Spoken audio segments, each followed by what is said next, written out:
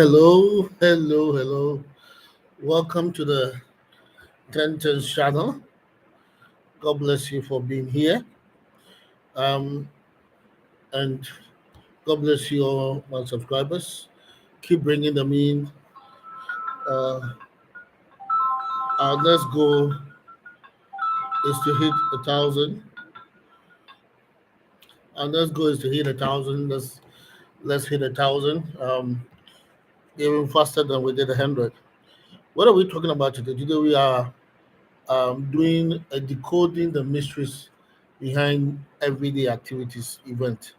So that's what we are working on today. We are not going to teachings or any exposition or any response, but we are actually doing um, decoding the mysteries behind everyday event. If you have not watched some of the videos, then go and watch them while we go to school, why we organize funeral, the way we organize them. All kinds of mysteries will be decoded if you can go there and listen to these videos now and watch them. Today we are doing poverty equals waste. Poverty equals waste. But praying and planning that by the grace of God, I'll be able to write my first book on poverty. And I need to write it because when you live in the paradise of Africa and you see the poverty that surrounds us, in fact, that contradiction is just unsettling.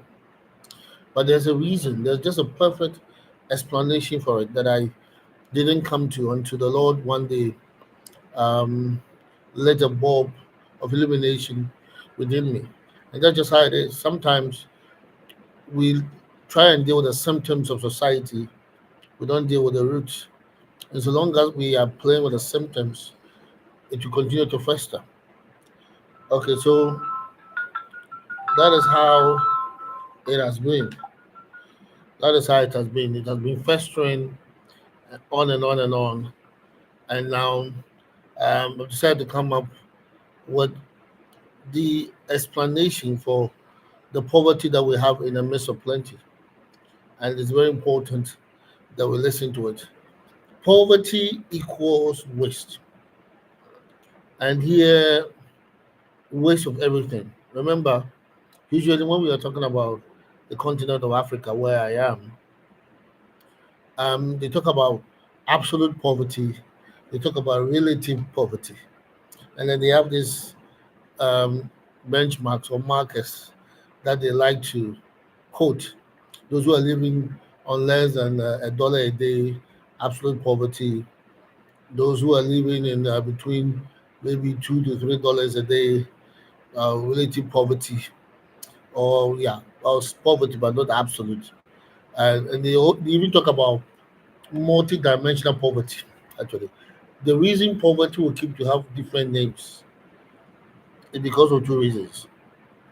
The first reason is the fact that poverty is being done, is being made, is being intensified by the second. So it is growing, metastasizing into various forms, spreading to all kinds of places that it shouldn't be going to. And if it is not handled, it's going to get worse. Now, let me um, give you some quotations. Whenever Israel did something wrong and the Lord wanted to punish them, one of the things that he did or said was to bring waste to the land. And you read places like Ezekiel chapter 34, 5, verse 4, as part of the punishment of Israel, that they will come to ruin, they will come to destruction, they will come to poverty. The Lord said, Ezekiel chapter 35, verse 4, I will lay the cities waste, and thou shalt be desolate. You shall lack, you shall have nothing. And thou shalt know that I am the Lord. Isaiah 5:6 says, and I will lay it waste, it shall not be pruned, nor digged, but there shall come upon briars and thorns. Once there is waste, one is not pruned, one is not digged, then it will only bring up nothing, briars and thorns. Then Ezekiel chapter 12, verse 20 says, "And the cities that are inhabited shall be laid waste, and the land shall be desolate, and ye shall know that I am the Lord. Every infrastructure in the city shall be destroyed, it shall not serve any purpose, and there shall be desolation. And then you shall know that I am the Lord." Then Haggai 1:4 says, Is it time for you, O ye, to dwell in your sealed houses, and this house lie waste? So here is the Lord talking about a curse He's laying upon His people, so that in their desolation and helplessness and poverty, they remember the God they have left behind. But this is not only a divine mandate or divine instruction that has been placed on the people of Israel. This is the Bible letting us know that the very bedrock foundation, the very definition of poverty, desolation, is waste. Indeed, most of the time people try to talk about poverty, various way, lack ability, and the rest. But when it comes to mainly is that where there is no use, where there's dysfunctional use, where there's ineffective use, there's poverty. Indeed, creating waste, wasting resources, wasting talent, wasting time, wasting space are all mothers of poverty. That is why, in the midst of plenty, there's poverty. Because if the resources available to you are not being used, the only thing you experience is poverty. That is when you can use gold as stones for a catapult, because you don't know how to use gold. And the only thing you achieve is to have kill a bird. That'll be worth less than $5 because you don't know the use of that bird too. Everything around you which is precious will be cheap. Everything you produce that is precious will be cheap because you don't know how to use it. And every time you will look for people to come and determine the price of what you have because you don't know how to use it. So that's how the solution, the poverty comes. So the simple thing we need to be doing is finding out use, how to make use of the resources around us, which includes our minds, our collective strength as a people, our history, our experiences, our education. Indeed, even what should make us strong if we are in the solution makes us weak. Like the fact that we are diverse people with varieties of cultures and the rest, it should have enriched us as a people. But because we are not making use of it, it has become a cause for poverty, a cause for conflict, a cause to send us deeper and deeper down. So, if there's poverty in your family, it's just one simple thing that is the problem. You have not been making use of your brains. You have not been making use of your resources. You have not been making use of your time. You have not been making use of your opportunity. That's what it means. See, once you see it that way, then the power to change the status quo is clearly seen to be with you. But the thing with poverty, and I wrote in one of my first public book, 20 things I wish I had mastered by 30.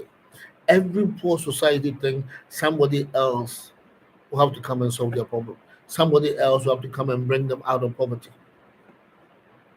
Every poor society, that's what they think. They think their liberator is without. They think the one to empower them is somewhere else. They think the one to make them great is beyond them. But once you start making use of your resources, it doesn't matter whether you live in the snow, you live on a river. Once you start making use of the resources around you, once you start studying into how to make their use more efficient, how to make their use more diversified, how to make their use more lasting, that is how wealth is created. That is how wealth is created. Remember, the Bible says something clearly in the beginning of the Bible. He said, and the earth was void and without form, and the Spirit of the Lord was hovering upon the face of the deep. And the Lord said, let there be. Once the Lord started making use of the land, of the darkness, of the light, it became this precious earth that we have it. It began to, get diamond, get gold inside, as it terraformed. As it spoke words in it and it terraformed, as it brooded over it and it grew and it changed, as it incubated the earth and it began to transform, it began to birth diamonds, birth all kinds of resources. And at a point in time, he needed to set aside the darkness to a place that you can call night, and then where there's light to a place that you can call day. And once they were that set, they became useful. So there are things that are done in the day, and there are things that are done at night. You know, now we call it the circadian rhythm, where sometimes when you change it, people become disoriented because birds immediately becomes dark. They know they have to sleep. Nobody tells them. Those who have to come out in the night also come out in the night. The Lord didn't make anything wasteful in creation. There's not a single thing in creation that is not used by another thing. There's not a single animal in creation that is not eaten by another animal. That's why what Bible says that when we die, dust goes to dust, earth go to earth, the dust go to dust. And then we, even as human beings, our body, there are animals that the termites and that come and eat them. So that they go back into the soil to help fertilize the soil so that there could be greenery again that also sustain other life. Because there's no waste on this planet, everything is cyclical. The water, what do you call it, is on the surface of rivers, is picked up, surface of trees, and it's picked up. Transpiration takes it up there, evaporation takes it up, goes to the clouds, depending on the temperature. It comes as either snow, it comes as rain, and once it falls, the cycle continues. Nothing is wasted. Anytime you see waste is just in nature, man has created it. That is why, as I read, the sharpest and the most biting curse from the Almighty is to declare that something will be laid waste. That is why every aspect of ours, every aspect of us is useful. The very portions of us that inspire sexuality are also the very part of us that help to sustain the babies when they come. That is why everything, there's not a single thing in this world that has one use. Everything has multi-dimensional uses because our God has no sense of waste. Now, when you go to any developing country, one of the things you see most is waste all over the place. In other words, things that could be used, that could be recycled, that could be upcycled, things that could be transformed from to better things to other things are left there at the mercy of the weather. A clear sign that this place is poverty ridden and the poverty is endemic. And it's not only seen in developing countries and the rest. When you go to even developed countries, in neighborhoods where poverty is rife, there's health there too. Because it's the sign of poverty is waste. The sign of poverty is always waste. And nothing can change that. So, as you watch me, dear listener, what are you wasting in your life? Are you wasting time? Are you wasting resources? Are you wasting opportunity? Are you wasting relationships? Your relationship with that young man has become a first and second degree course. It's almost 7 years. You are not seeing the head and tail of it. You are still hanging about. It will end up in the poverty of you being unmarried. You end up with the poverty of you being single mother. It will end up with the poverty of you being dejected, tired, and depressed and brokenhearted. This world is not meant to have waste, so do not waste anything, especially your heart and your heart desire. That's what Solomon said: do not arouse love until your soul desires. It's not by force to be in a relationship, which is ending nowhere. That's why there are remedies. Cut it and cut your losses before it destroys your life. Remember, we have only one life to live, and it's a dress rehearsal. We don't do rehearsal with this life. You can learn before the event. That's what we call training. That's what we call education. That's what we call reading. That's what you do your rehearsals in life. You don't do the real life in the rehearsal mode because the hurts will be real, the losses will be real, the disappointment will be real. They will not be rehearsal. And sometimes you will never recover from certain falls. So basically, what I'm saying today is this: there's not a depth that you cannot rise from, so long as you start making yourself useful. There's not a depth that you can't rise from. There are people who have risen from $1 billion debt into multi-billion status. Even you at zero are far better because they were minus a billion, minus millions. So there's not a depth that you can rise from. It's the same with nations. There are nations that were desolate, rocky, unwanted places. But the determination of the leaders to make use of the little they had, the little in terms of some of places they didn't have, like we have in Singapore, they didn't have mineral resources, they had to even import water, but they had the resource of a strategic location. And they made use of that strategic location. They had a diverse population. Instead of them turning themselves against each other, the people will be fighting for which tribe is supreme and which tribe is not.